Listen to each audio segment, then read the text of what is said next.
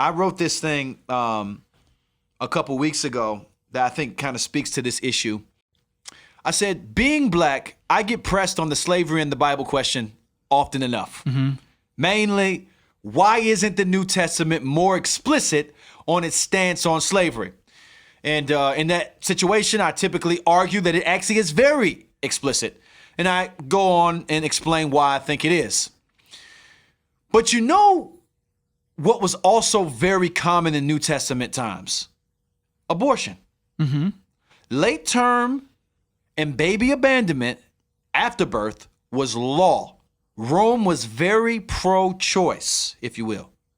Yet Jesus, nor the apostles, never even mentioned the issue. Even in a discourse about Rome, when they're talking about Rome, why was this not mentioned? We are right to assume that Jesus and the apostles hated abortion, as it is the unjust ending of human life. But you would think it would be more central to their identity like it is to ours. In addition to that, the first century church, we have lots of documents showing them being very much against the ending of life in the womb. And they were constantly rescuing the babies that were thrown outside the city. That was a part of the Christian distinctive in the first, second, and third century.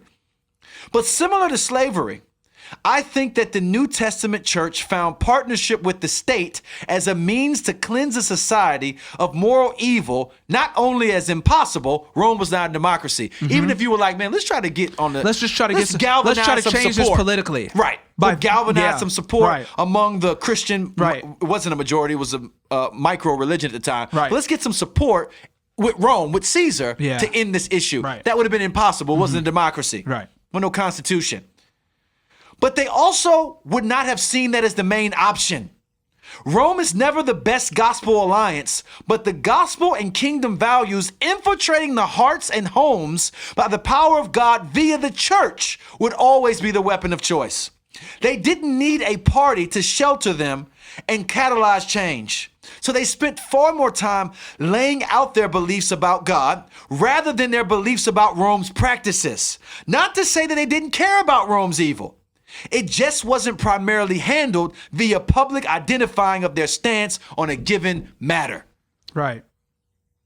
I believe that we have a privilege as a country, as Americans, to interact with the fact that this is a democracy and we can vote.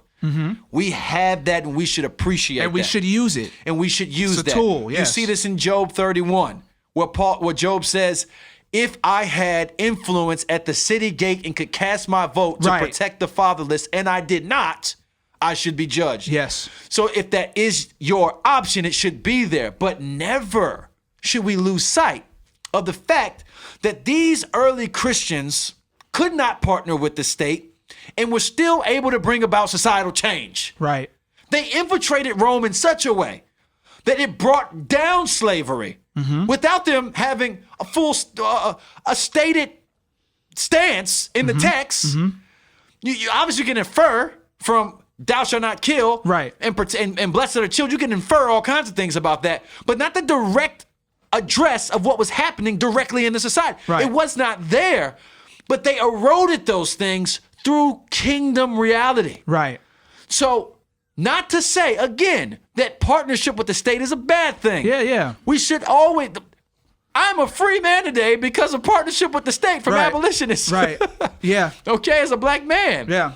That's not to say that, but we also don't want to lose sight of our greatest weapon, a greater weapon. That is a kingdom mindset and a kingdom obedience that erodes the milieus and standards and evil practices of the day via the hearts and the homes by the work of the church. Yeah.